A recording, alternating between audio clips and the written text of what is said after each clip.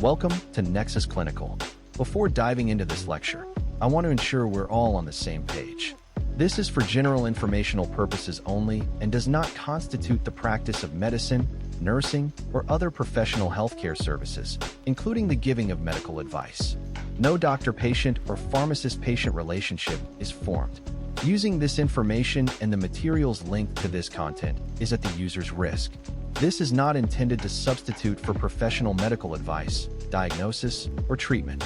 Users should not disregard or delay seeking medical advice for any medical condition they have, and they should consult their healthcare professionals for any such conditions. Clinical experts created the references, content, and clinical insight. NotebookLM, a Google AI tool, created the content, which I extensively reviewed before release. Finally, the host states that he takes all conflicts of interest seriously. Currently, there are no conflicts to disclose. For all of his disclosures and the companies he invests in or advises, he directs users to reach out independently, where he keeps an up-to-date and active list of all disclosures. Bupropion is an atypical antidepressant that is widely prescribed for conditions such as major depressive disorder, seasonal affective disorder, and smoking cessation. It is also used off-label for weight management and attention deficit hyperactivity disorder. Its unique pharmacological profile involves the inhibition of norepinephrine and dopamine reuptake, as well as the antagonism of neuronal nicotinic acetylcholine receptors. Structurally, Bupropion bears similarities to amphetamines, which contributes to its psychostimulant effects and its potential for recreational misuse. As one of the most prescribed medications, overdoses and toxicity related to bupropion are increasingly recognized as significant clinical concerns. This is largely due to its uniquely dangerous toxicity profile, which is characterized by severe and often delayed onset neurological complications such as seizures and cardiotoxicity, including widening of the QRS complex and prolongation of the QT interval. Managing overdoses can be challenging because symptoms may appear after a delay, and there is no specific antidote available. Additionally, diagnosis can be complex.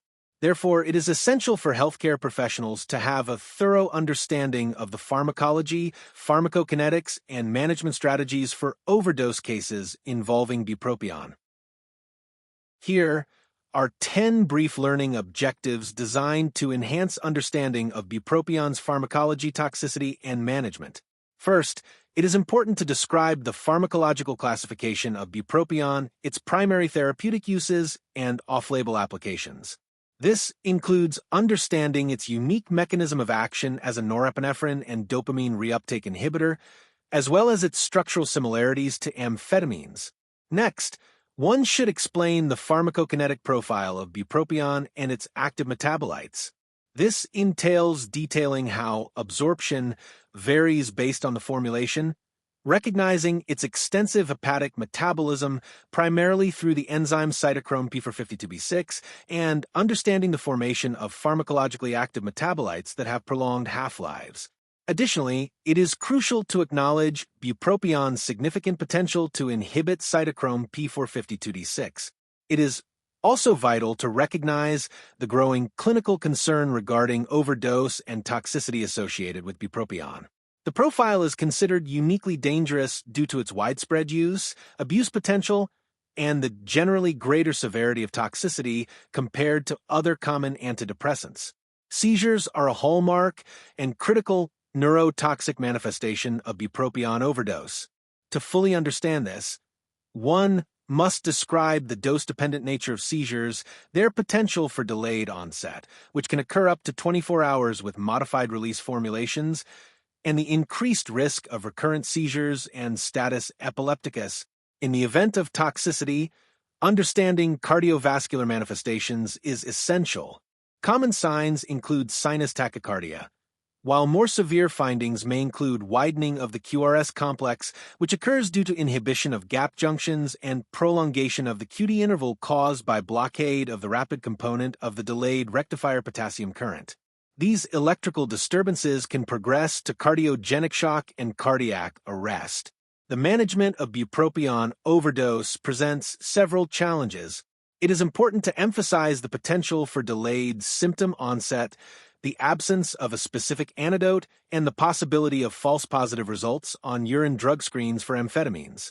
Additionally, clinicians should be aware of the phenomenon that can mimic brain death. When diagnosing and monitoring suspected cases of overdose, a strategic approach is necessary. This includes basing assessment on clinical presentation, maintaining extended observation, at least 24 hours for modified release formulations, and performing continuous cardiac monitoring with serial electrocardiograms to detect delayed toxicity. Gastrointestinal decontamination strategies should be appropriately employed. The use of activated charcoal within 2 hours of ingestion or in cases of massive overdose is advised. However, emesis and gastric lavage are generally contraindicated. Treatment of neurotoxic effects involves recognizing benzodiazepines as the first-line therapy for agitation and seizures. In cases of refractory seizures, barbiturates or propofol may be considered. It is also important to note that phenytoin is generally not recommended and prophylactic anticonvulsants are not justified. In severe cases, advanced interventions can play a role. Intravenous lipid emulsion therapy is considered a last resort for life-threatening toxicities, although its effectiveness in cardiac arrest remains uncertain. Extracorporeal membrane oxygenation may also be considered for refractory cardiogenic shock and seizures. Bupropion, an atypical antidepressant, exhibits a distinct pharmacological profile that differentiates it from other classes of antidepressants, such as selective serotonin reuptake inhibitors. It is primarily prescribed for conditions including major depressive disorder, seasonal affective disorder, and as an adjunct therapy for smoking cessation. Its unique properties also lend themselves to off-label uses, such as weight management and treatment of attention deficit hyperactivity disorder, as well as for managing stimulant use disorder.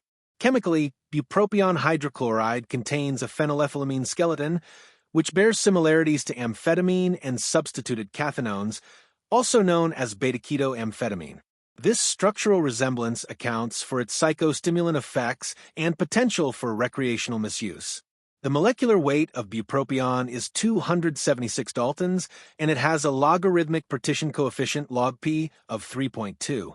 The primary mechanism of action of bupropion involves the inhibition of the reuptake of norepinephrine and dopamine. This dual reuptake inhibition is believed to be the main reason behind its antidepressant effects. In the context of smoking cessation, its ability to inhibit dopamine reuptake helps reduce cravings and withdrawal symptoms, possibly by increasing dopamine levels in brain reward areas similar to those affected by nicotine. Additionally, bupropion antagonizes neuronal nicotinic acetylcholine receptors.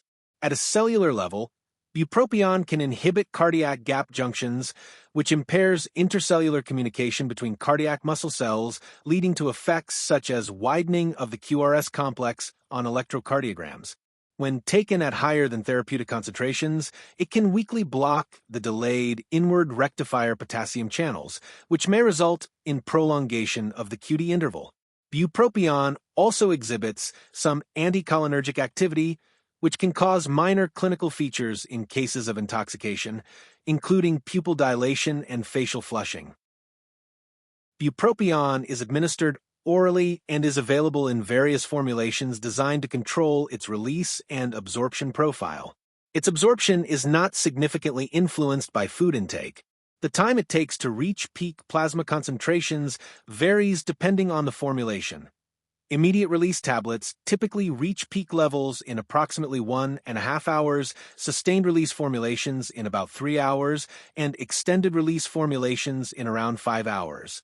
In overdose situations, particularly with modified release formulations, the time to peak concentration can be significantly prolonged. This delay may even exceed 8 hours for sustained release formulations and up to 13 or 24 hours for extended release versions due to ongoing absorption or the formation of pharmacobezoars. Oral bioavailability of bupropion may be relatively low, ranging from 5 to 20%, mainly because of extensive first-pass metabolism in the liver. However, this low bioavailability is less critical because the metabolites of bupropion are pharmacologically active. When administered through nasal insufflation, the drug bypasses first-pass hepatic metabolism, resulting in rapid and extensive absorption through the nasal mucosa. Regarding distribution, bupropion disperses extensively throughout the body, with a volume of distribution estimated at 19 liters per kilogram, although other sources cite a range between 20 and 47 liters per kilogram. The protein binding of bupropion ranges from 82 to 88%, with some sources specifying a binding percentage of 84. Metabolism of bupropion involves extensive liver processing. The primary metabolic pathway, accounting for approximately 60% of the transformation, occurs through the enzyme CYP2B6. This process produces hydroxybupropion, a metabolite that remains pharmacologically active and tends to accumulate to higher concentrations in the plasma, about 4 to 7 times higher than the original drug at steady state. Hydroxybupropion possesses roughly half of the antidepressant activity of the parent compound. Another significant pathway, responsible for around 30% of metabolism, involves the enzyme carbonyl reductase, which is present in liver and intestinal tissues. This pathway produces 3-hydrobupropion and erythrohydrobupropion, both of which are also pharmacologically active, but less potent, approximately 20% as effective as the original drug. A minor metabolic route, making up about 10%, involves the enzyme CYP2C19, which oxidizes bupropion into 4-hydroxybupropion. Additionally, bupropion strongly inhibits the activity of the enzyme CYP2D6, a factor that is clinically relevant due to the potential for drug interactions with other medications metabolized by this enzyme, such as dextromethorphan. In terms of elimination, less than 0.5% of the unchanged parent drug is excreted in urine, and less than 10% is found in feces, indicating that most of the drug is metabolized. The urinary excretion primarily contains various metabolites rather than the unchanged compound. The average elimination half-life of bupropion, which is the time it takes for half of the drug to be eliminated from the body, is approximately 21 hours. However, sources report a range between about 9.6 hours and 20.9 hours. Its active metabolites have longer half-lives. Hydroxybupropion around 20 hours, 3-hydrobupropion approximately 33 hours, and erythrohydrobupropion roughly 37 hours. Because of these extended half-lives, it typically takes about a week to reach steady-state concentrations in the body. Bupropion, when taken at therapeutic doses ranging from 150 to 450 milligrams per day, is generally well tolerated. Common side effects include insomnia, agitation, dry mouth, nausea, and tremor. Unlike many other antidepressant medications, it rarely causes sexual dysfunction, weight gain, or sedation. However, it is important to note that bupropion lowers the seizure threshold in a manner dependent on the dose. The risk of seizures is approximately 0.1% at doses up to 300 milligrams daily and increases to about 0.4% at doses up to 450 milligrams daily. All three major metabolites of bupropion have been demonstrated in animal models to be more likely to provoke seizures than the parent compound. Bupropion's strong inhibition of the enzyme CYP2D6 necessitates caution when it is administered alongside other drugs that are metabolized by this enzyme. Additionally, it can lead to decreased levels of digoxin. From a pharmacodynamic perspective, bupropion interacts with medications that lower the seizure threshold or increase dopamine levels in the central nervous system, such as levodopa. The use of bupropion is contraindicated in patients with a seizure disorder, a history of stroke, brain tumors, infections of the central nervous system, severe head injuries, or during acute alcohol withdrawal. It should also be avoided in individuals with current or previous eating disorders, including bulimia and anorexia. Moreover, patients taking monoamine oxidase inhibitors within the past 2 weeks should not use bupropion due to the increased risk of serotonin syndrome. Caution is advised when prescribing bupropion to individuals with Parkinson's disease, bipolar disorder, psychosis, or schizophrenia. Special populations that require caution when prescribing bupropion include patients with renal and hepatic impairments. In individuals with renal dysfunction, it is necessary to exercise caution and consider dose reduction, as metabolite concentrations of bupropion can be 2 to 3 times higher in these patients. Dialysis has little impact on the clearance of bupropion because of its lipophilic nature and large volume of distribution. For patients with liver impairment, caution is also advised and dose adjustments should be made accordingly. In cases of moderate to severe liver impairment, doses should not exceed approximately 100 milligrams daily or about 150 milligrams every other day. Additionally, the half-life of hydroxybupropion, a metabolite of bupropion, can be extended in patients suffering from alcoholic liver disease. Bupropion overdose and toxicity are increasingly recognized as significant clinical concerns. These issues pose unique challenges in patient management due to the widespread use of the drug, its distinct pharmacological profile, and the potential for severe delayed-onset adverse effects. The increasing concern about bupropion toxicity is driven by several factors. Its indications include treatment for major depressive disorder, seasonal affective disorder, smoking cessation, attention deficit/hyperactivity disorder, and weight management. As a result, bupropion has become widely prescribed. In the year 2020, it was the 18th most prescribed medication in the United States, which naturally increases the risk of both accidental and intentional overdoses. In addition to its therapeutic uses, bupropion has a growing potential for recreational abuse and misuse. It is known by street names such as Wellies, Dubs, Barneys, and poor man's cocaine. Abuse methods include oral ingestion, nasal insufflation, and intravenous injection. This diversion and misuse contribute to the rising number of intoxication cases involving the drug. Bupropion has a uniquely dangerous toxicity profile when compared to other antidepressants. It is considered to be significantly more dangerous than commonly prescribed medications such as selective serotonin reuptake inhibitors.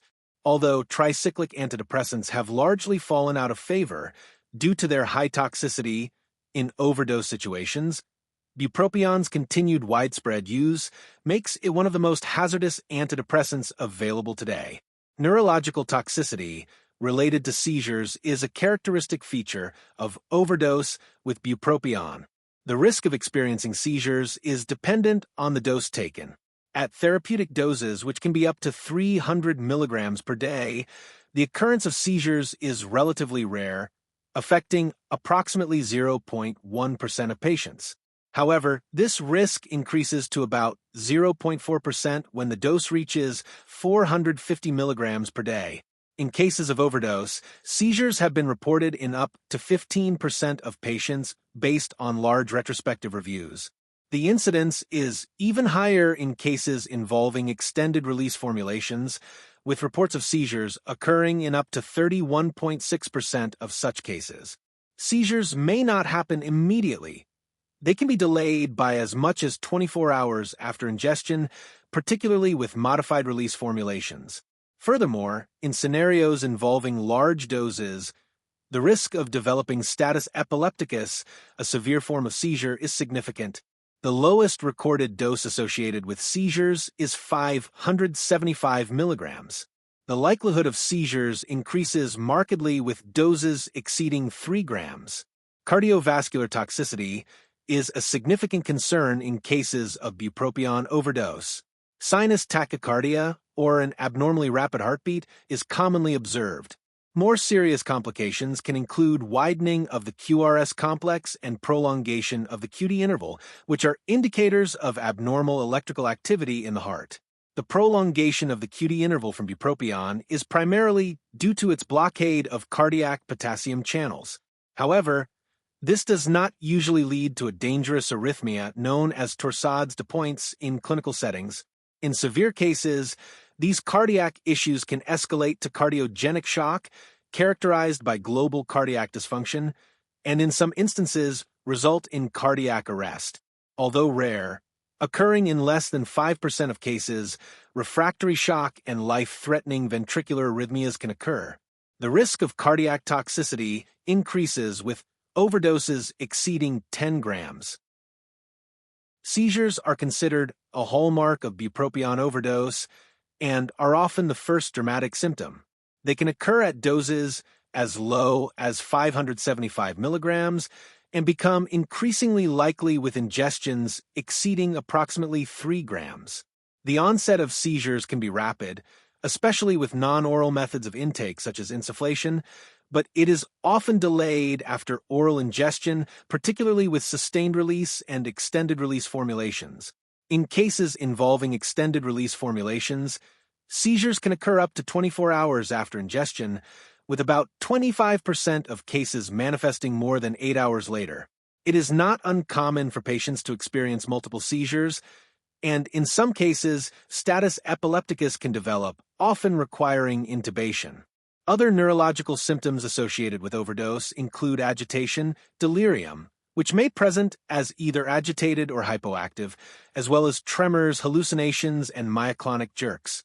Although these symptoms may precede seizures, it is also possible for seizures to occur without any prior warning. In severe cases, patients can present with various changes in mental status. These range from being fully alert to being in a postictal state, or even showing signs that mimic brain death. Sinus tachycardia is the most common cardiac manifestation observed in almost all patients who experience seizures induced by bupropion.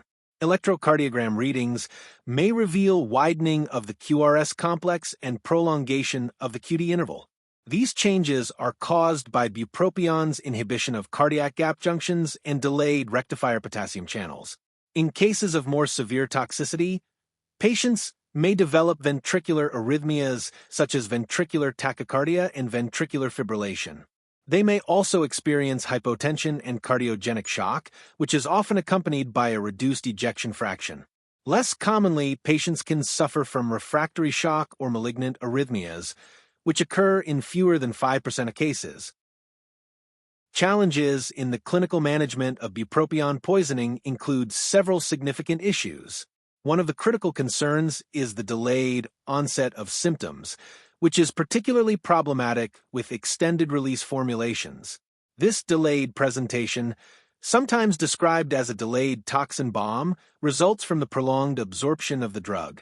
The process can be relentless and may lead to premature discharge from medical care because healthcare providers are unaware of this latent phase. Therefore, patients suspected of overdose, especially those who have ingested modified release formulations, should be monitored for a minimum of 24 hours to ensure their safety. Another major challenge is the absence of a specific antidote for bupropion poisoning. Currently, treatment is primarily supportive, focusing on managing symptoms and supporting vital functions until the drug is metabolized and eliminated from the body. Diagnostic difficulties also complicate clinical management. Bupropion's chemical similarity to amphetamines can lead to false positive results on urine drug screens, which makes diagnosis more complex. Additionally, in cases of severe intoxication, the clinical presentation can mimic brain death, raising the risk of misdiagnosis. Such misinterpretation could potentially lead to the inappropriate withdrawal of life support measures, underscoring the importance of careful clinical assessment. The presentation of bupropion toxicity, especially with modified release formulations, often follows a distinct progression. Patients who have ingested extended release or extra-long-acting bupropion may initially show minimal symptoms. This early stage can pose a risk of inappropriate discharge or placement in lower acuity settings. The duration of this latent phase depends on the specific formulation. For immediate release formulations, it typically lasts less than 6 hours, whereas for sustained release formulations, it can extend up to 24 hours. In cases of overdose, the time to reach peak concentration can be significantly prolonged, often exceeding 8 hours for sustained release formulations and ranging from 13 to 24 hours for extended release or extra long-acting formulations. The neurotoxic phase of bupropion overdose presents with a range of symptoms. Mild symptoms may include delirium, which can be either agitated or, less commonly, hypoactive. Patients often exhibit sympathomimetic features such as rapid heart rate, high blood pressure, pupil dilation, and tremors. Myoclonic jerks are also common during this phase. These initial symptoms may precede the development of seizures. Seizures are a hallmark of bupropion overdose and are frequently the first dramatic symptom observed. Studies indicate that seizures occurred in approximately 15% of nearly 7,400 cases where bupropion was taken alone. Retrospective research shows that seizure rates are around 11% with sustained-release formulations, which are taken in doses ranging from 600 milligrams to 18 grams. Extended-release formulations, taken in doses from 600 milligrams to 54 grams, are associated with higher seizure rates, around 31.6%. There is a dose-dependent risk of seizures, with even therapeutic doses increasing the likelihood. At doses up to 300 milligrams per day, the risk is approximately 0.1%, whereas at doses up to 450 milligrams per day, the risk rises to about 0.4%. The onset of seizures can be rapid when the drug is administered through non-oral routes such as insufflation, but it is typically delayed after oral ingestion. Seizures from extended release or long-acting formulations can occur up to 24 hours after ingestion, with about 25% occurring more than 8 hours later. About half of the patients who experience seizures will have multiple episodes, and in some cases, seizures escalate to status epilepticus, a severe condition often requiring intubation. The exact cause of seizures remains unclear. It is uncertain whether they are primarily caused by bupropion itself or by its active metabolite, hydroxybupropion. However, hydroxybupropion is considered more likely to provoke seizures. The cardiotoxic phase occurs when bupropion levels continue to rise, often becoming the next life-threatening concern. During this phase, changes in the electrocardiogram are common, including widening of the QRS complex and prolongation of the corrected QT interval. Notably, these changes may not be immediately apparent upon admission. QRS widening is caused by bupropion's inhibition of cardiac gap junctions, which impairs communication between cardiac muscle cells. This mechanism suggests that the QRS widening may not respond to sodium bicarbonate therapy.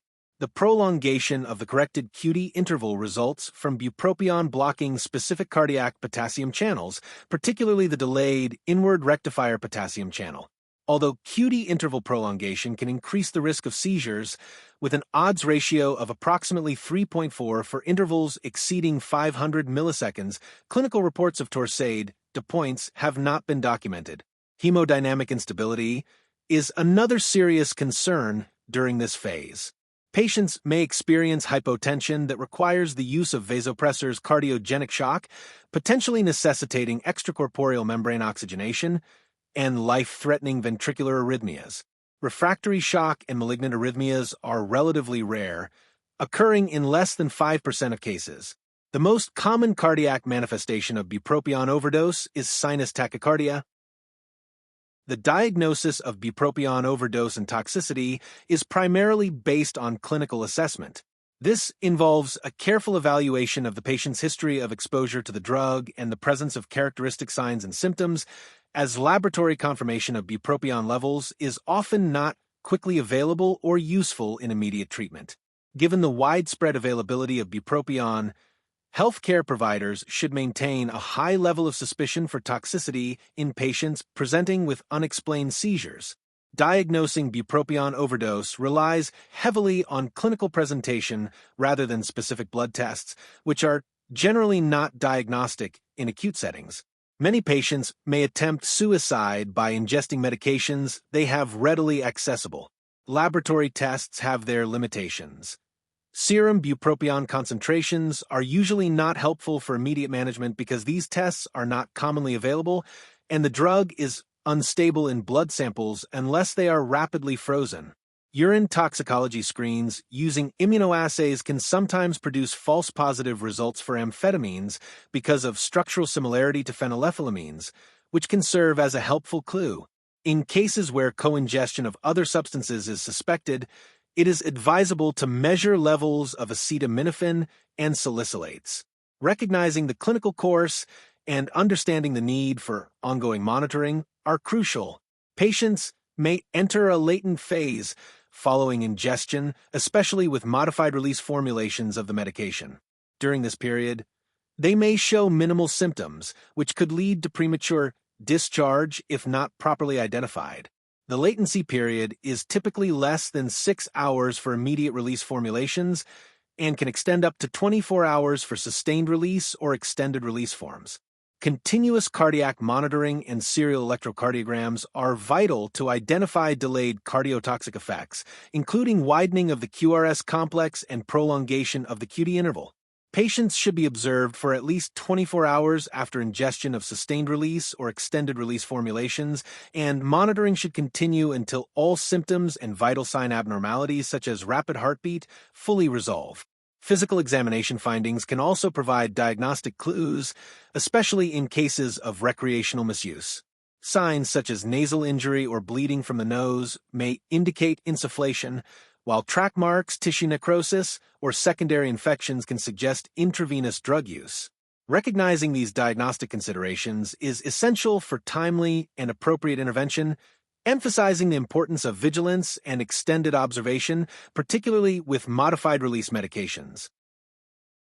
When managing cases of bupropion overdose and toxicity, healthcare professionals must be aware of the potential for severe neurological and cardiovascular complications. Treatment primarily involves supportive care and addressing symptoms, as there is currently no specific antidote available. In cases where gastrointestinal decontamination is considered, activated charcoal can be administered at a dosage of 1 gram per kilogram of body weight to patients presenting within 2 hours of ingestion. This should only be done if the airway is secured either through the patient's own protection or via intubation. Although there is no absolute time limit due to variables such as gastric emptying and co-ingestions, administering activated charcoal is generally a safe intervention expected to reduce the absorption of bupropion. In cases of significant overdose, multiple doses of activated charcoal may be used. The primary risk associated with this procedure is pulmonary aspiration, highlighting the importance of airway protection. Whole bowel irrigation is not routinely performed, and evidence supporting its effectiveness is limited.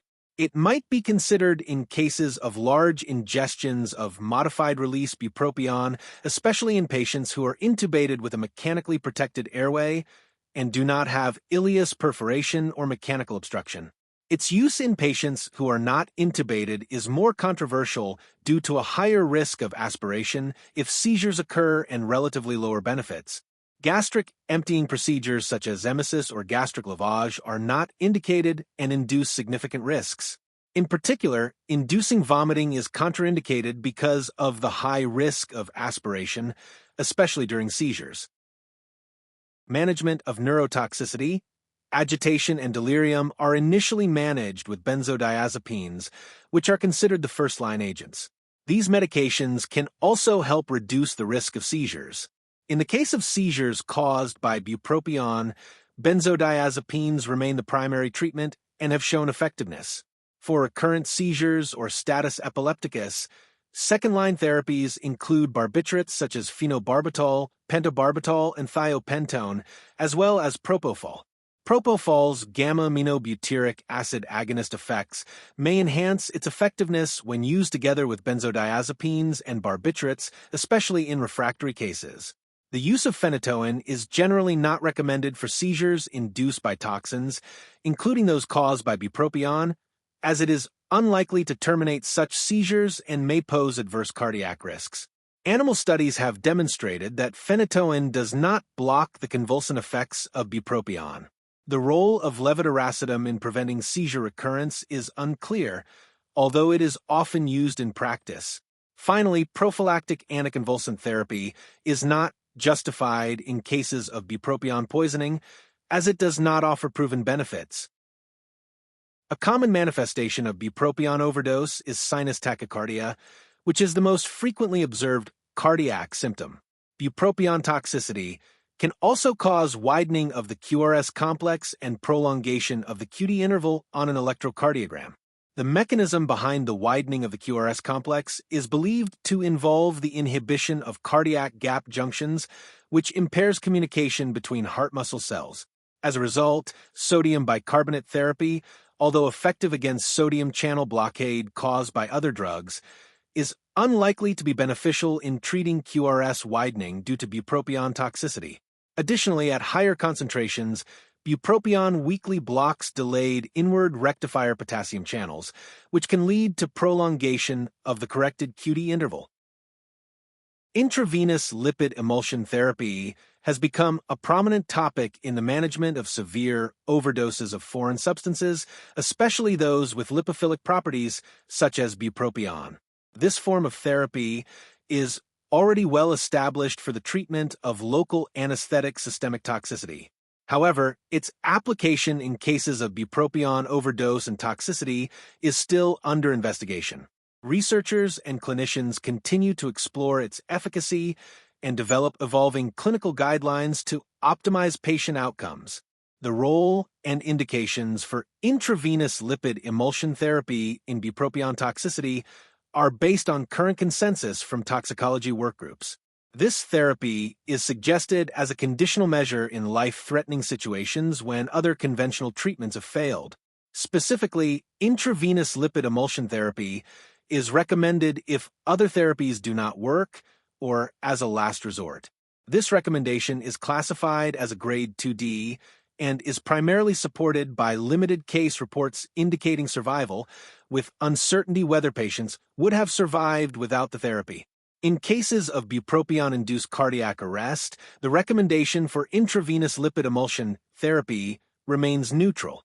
The voting panel concluded that this therapy may not be appropriate in cases of pulseless cardiac arrest, citing reports of interference with epinephrine administration and extracorporeal treatments, which could lead to an unfavorable risk-benefit ratio. Nevertheless, some sources suggest that intravenous lipid emulsion therapy could serve as an adjunct treatment in cases of cardiogenic shock or cardiac arrest that are refractory to standard advanced cardiovascular life support procedures.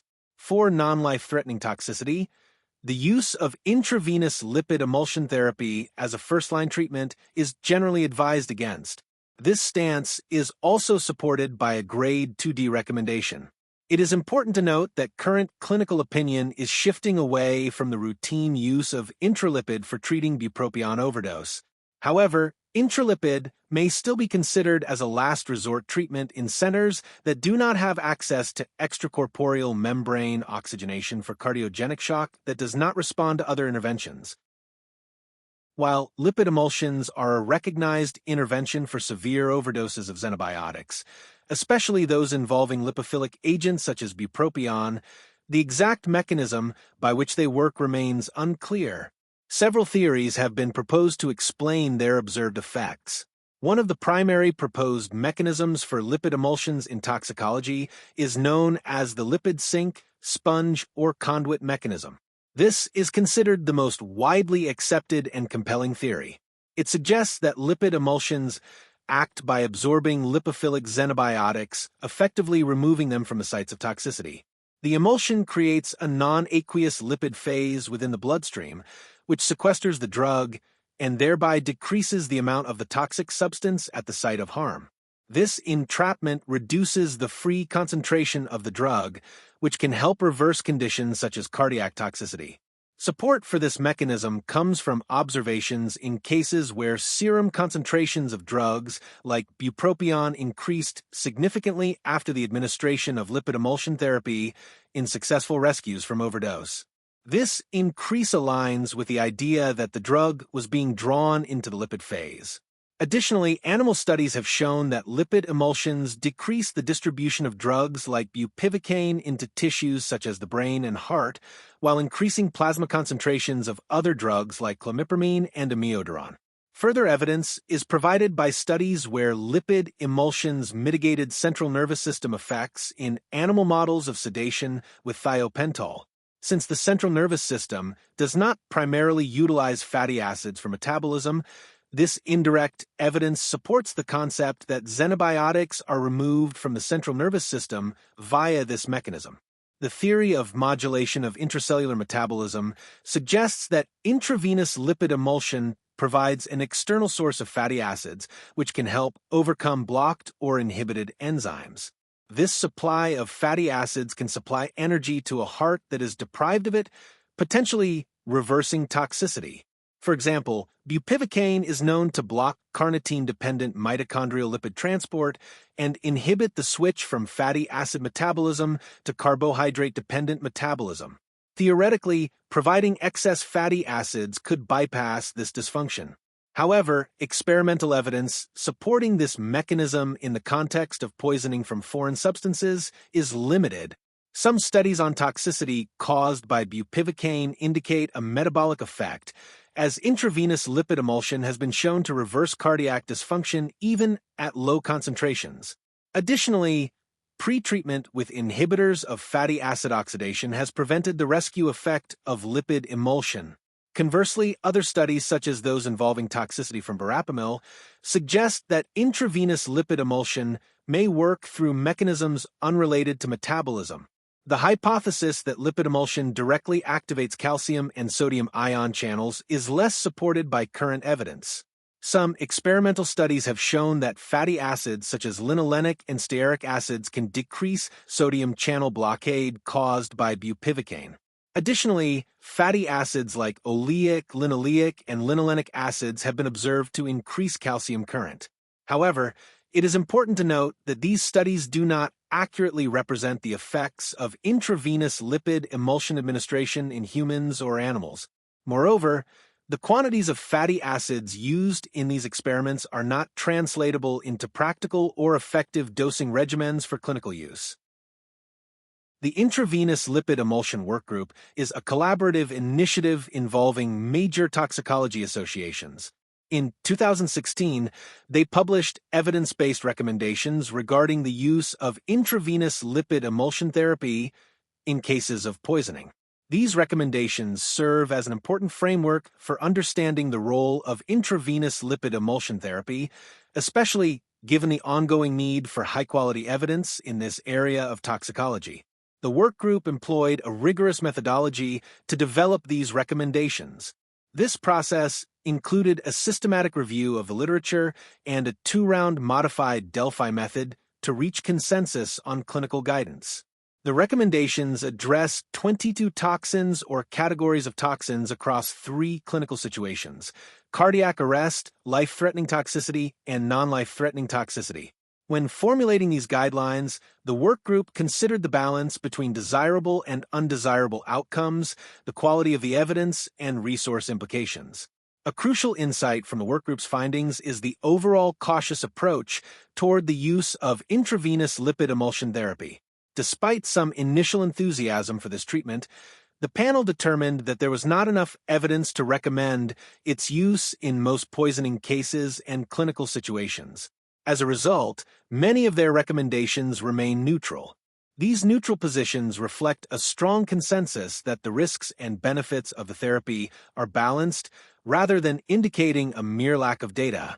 The majority of the recommendations were based on evidence of very low quality, emphasizing the urgent need for further rigorous research. The workgroup categorized their recommendations based on the severity of toxicity and the specific xenobiotic involved. In the case of local anesthetic toxicity, particularly with bupivacaine causing cardiac arrest, the group strongly recommends the use of intravenous lipid emulsion after standard advanced cardiac life support measures are initiated. This recommendation is supported by the most available data, and the benefits outweigh the risks in this critical setting. For life-threatening toxicity caused by bupivacaine, the workgroup suggests the use of intravenous lipid emulsion as part of the treatment options. If other therapies fail, the use of intravenous lipid emulsion is strongly recommended. When dealing with cardiac arrest due to other local anesthetics, there is currently no firm recommendation because the available data are insufficient despite the potential for low harm. In cases of life-threatening toxicity from other local anesthetics, the group suggests considering intravenous lipid emulsion as a last resort or if other therapies do not work.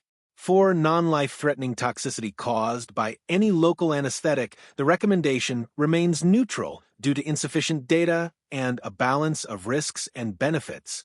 The section addresses toxicity from non-local anesthetics, including bupropion. For most of these toxicities, the recommendations are either neutral or actively discourage the use of intravenous lipid emulsion, reflecting the limited high-quality evidence. In cases of bupropion toxicity, specific recommendations are provided based on the severity of the condition. Regarding cardiac arrest caused by bupropion toxicity, the recommendation is neutral. The work group expressed concerns that intravenous lipid emulsion could interfere with the effects of epinephrine or extracorporeal treatments such as extracorporeal membrane oxygenation in the setting of pulseless cardiac arrest. For life-threatening toxicity, intravenous lipid emulsion is suggested not to be used as the first-line therapy. This is a conditional recommendation, acknowledging the limited evidence, which primarily consists of case reports susceptible to publication bias. However, its use might be considered if other therapies fail or as a last resort. This approach is also suggested in cases of refractory status epilepticus, if the return of spontaneous circulation is achieved, but life-threatening toxicity persists. The use of intravenous lipid emulsion is recommended. In instances of non-life-threatening toxicity, intravenous lipid emulsion is also suggested not to be used as the first-line therapy, with a conditional recommendation emphasizing the limited supporting evidence.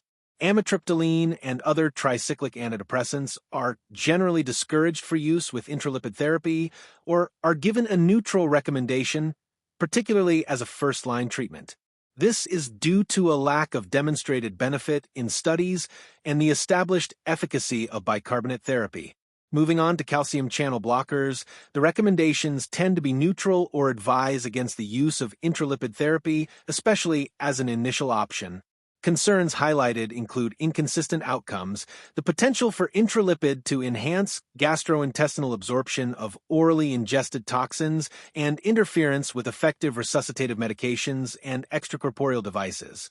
Regarding toxins such as cocaine, diphenhydramine lamotrigine, and others, including Class 1 antiarrhythmic drugs, baclofen, ivermectin, selective serotonin reuptake, inhibitors, antipsychotics, and pesticides, the workgroup generally provided neutral or non-recommendation statements.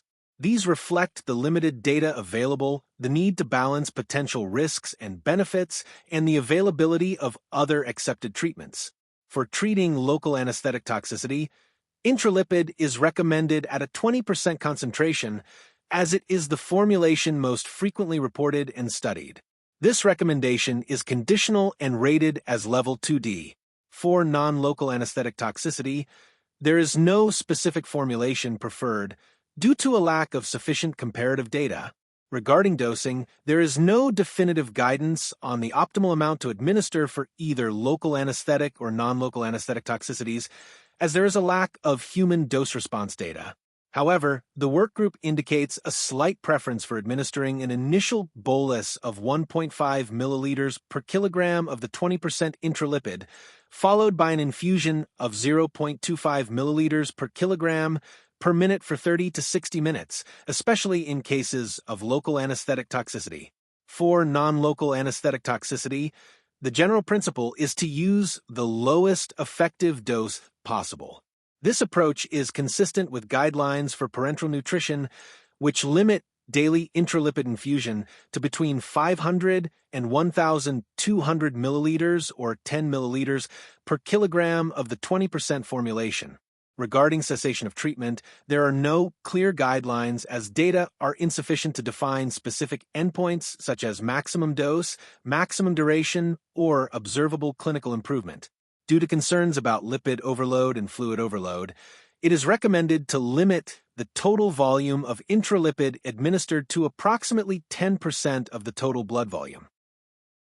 The administration of intravenous lipid emulsion therapy carries certain risks and potential complications that must be carefully considered. In a study involving patients treated with bupropion, using this therapy, complications were quite common. These included persistent low blood pressure, repeated seizures, acute respiratory distress syndrome, and kidney failure. Additionally, administering large doses or rapid infusions of lipid emulsion can lead to a condition known as fat overload syndrome, which is characterized by elevated blood lipid levels, fever, infiltration of fats into organs, and disturbances in blood and neurologic functions. Elevated triglyceride levels and pancreatitis have also been reported as complications. These conditions may result from triglyceride buildup and reduced blood flow to the pancreas. Overall, while intravenous lipid emulsion therapy can be beneficial, it is important for healthcare providers to remain vigilant for these potential adverse effects to ensure patient safety. Pulmonary toxicity is a potential adverse effect of intravenous lipid emulsions. Such toxicity may lead to increased pulmonary artery pressures, shunting of blood, and acute respiratory distress syndrome. These effects could be caused by microfat emboli or the conversion of linoleic acid into vasoactive prostaglandins. Additionally, intravenous lipid emulsions can interfere with laboratory test results. An increase in blood lipid levels may cause false readings for blood glucose and can make measurements of total protein, creatinine, liver enzymes, and bilirubin temporarily unmeasurable for several hours. The potential for drug interactions exists when using intravenous lipid emulsion. It may interact with other essential antidotes, especially lipid-soluble ones, such as epinephrine and vasopressin, which could lead to a decrease in their effectiveness. Additionally, intravenous lipid emulsion may alter the pharmacokinetic properties of anti-epileptic drugs and interfere with extracorporeal membrane oxygenation circuits. When administered early during oral overdose cases, intravenous lipid emulsion has the potential to increase gastrointestinal absorption or facilitate the distribution of lipid-soluble xenobiotics. This can result in heightened toxicity. Therefore, gastric decontamination should be performed in such circumstances to minimize adverse effects. Intravenous lipid emulsion therapy may serve as a supplementary treatment option for severe and resistant bupropion poisoning, especially in cases of cardiovascular collapse. However, the evidence supporting its effectiveness is mostly limited to individual case reports and raises significant safety concerns. Healthcare providers should carefully consider the potential benefits of this therapy against its risks. It is important to prioritize standard supportive care measures and tailor decisions to the individual patient, ideally in consultation with a medical toxicologist. More controlled research is essential to determine the optimal dosing, timing, safety protocols, and specific indications for the use of intravenous lipid emulsion in cases of bupropion poisoning. Extracorporeal membrane oxygenation should be considered as an adjunct to standard advanced cardiovascular life support care in cases of massive bupropion overdose, leading to refractory cardiogenic shock and seizures. Case reports have demonstrated the effectiveness of veno-arterial extracorporeal membrane oxygenation in poisoned patients, particularly young individuals with fewer comorbidities who are suffering from severe cardiogenic shock or cardiopulmonary failure. Early preparation for extracorporeal membrane oxygenation is critical due to the time required for resource mobilization. There is a potential concern that intravenous lipid emulsion, especially at higher doses, may cause oxygenator thrombosis or failure when used concurrently with extracorporeal membrane oxygenation. Additionally, extracorporeal membrane oxygenation may alter the pharmacokinetic properties of anti-epileptic drugs, potentially affecting seizure treatment. Bupropion is an atypical antidepressant commonly prescribed for major depressive disorder, seasonal affective disorder, and smoking cessation. It is also used off-label for weight management and attention deficit hyperactivity disorder. Structurally, bupropion resembles amphetamine and cathinones, which explains its stimulant effects and the potential for recreational misuse. The primary mechanism of action involves inhibiting the reuptake of norepinephrine and dopamine, thereby increasing their levels in the brain. Additionally, bupropion antagonizes neuronal nicotinic acetylcholine receptors. The drug undergoes extensive metabolism in the liver, mainly via the enzyme cytochrome P452B6. It produces active metabolites such as hydroxybupropion, 3-hydrobupropion, and erythrohydrobupropion, which have longer half-lives than the parent compound, with erythrohydrobupropion lasting up to 37 hours. Bupropion is also a potent inhibitor of the enzyme cytochrome P452D6, a factor relevant to potential drug-drug interactions. Due to its widespread use and increasing potential for recreational abuse, often referred to as the poor man's cocaine, overdose and toxicity related to bupropion are becoming significant clinical concerns. Its toxicity profile is considered more dangerous than other commonly used antidepressants, including selective serotonin reuptake inhibitors. Key toxic manifestations of bupropion overdose include neurological and cardiovascular symptoms. Seizures are a hallmark, occurring in up to 15% of exposures and up to 31.6% when extended-release formulations are used. These seizures are dependent on the dose and may be delayed for up to 24 hours following ingestion of modified-release formulations. This delay can lead to recurrent seizures or status epilepticus, a severe, ongoing seizure activity. Other neurological symptoms associated with toxicity include agitation, delirium, tremors, and myoclonic jerks. In terms of cardiovascular toxicity, sinus tachycardia, or an increased heart rate, is common. More severe signs can include widening of the QRS complex and prolonged correction of the QT interval on an electrocardiogram. The widening of the QRS complex results from inhibition of cardiac gap junctions, while prolongation of the QT interval is due to blockade of the IKR channels. These severe cardiac effects can progress to cardiogenic shock and cardiac arrest in critical cases. Clinical management of bupropion poisoning is complex due to the delayed onset of symptoms when using modified-release formulations. This delay can lead to patients being inappropriately discharged early, which complicates treatment efforts. There is no specific antidote available for bupropion poisoning. Therefore, treatment is primarily supportive, focusing on managing symptoms and monitoring the patient's condition. Diagnostic challenges also exist. False positive results can occur in urine tests for amphetamines, and severe intoxication can sometimes mimic brain death, making accurate diagnosis difficult. Patients who have ingested modified-release bupropion require a minimum of 24 hours of observation. During this period, continuous cardiac monitoring and serial electrocardiograms are essential to detect any cardiac abnormalities or other complications that may arise. Management strategies include gastrointestinal decontamination. Activated charcoal is considered within 2 hours of ingestion or for massive overdoses if the airway is secured. Emesis and gastric lavage are contraindicated due to aspiration risk. Neurotoxicity management. Benzodiazepines are first line for agitation and seizures. For recurrent or refractory seizures, barbiturates or propofol are indicated. Phenytoin is generally not recommended, and prophylactic anticonvulsant therapy is not justified. Cardiotoxicity management.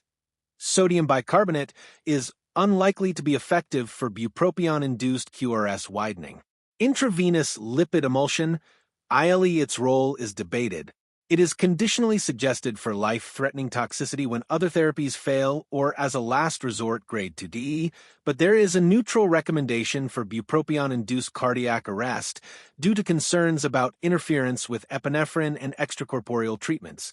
ILE has significant adverse effects, including hypotension, recurrent seizures, ARDS, renal failure, lipid overload, pancreatitis, pulmonary toxicity, and laboratory interference. Its precise mechanism is not clearly understood, but the lipid sink theory is the most commonly proposed. Extracorporeal membrane oxygenation, ECMO, should be considered as an adjunct for massive overdose leading to refractory cardiogenic shock and seizures. This was an episode of the Nexus Clinical Podcast. This is for general informational purposes only and does not constitute the practice of medicine, nursing, or other professional healthcare services, including the giving of medical advice. No doctor-patient or pharmacist-patient relationship is formed. Using this information and the materials linked to this content is at the user's risk. This is not intended to substitute for professional medical advice, diagnosis, or treatment. Users should not disregard or delay seeking medical advice for any medical condition they have, and they should consult their healthcare professionals for any such conditions. Clinical experts created the references, content, and clinical insight. NotebookLM, a Google AI tool, created the content, which I extensively reviewed before release. Finally, the host states that he takes all conflicts of interest seriously. Currently, there are no conflicts to disclose. For all of his disclosures and the companies he invests in or advises, he directs users to reach out independently, where he keeps an up-to-date and active list of all disclosures.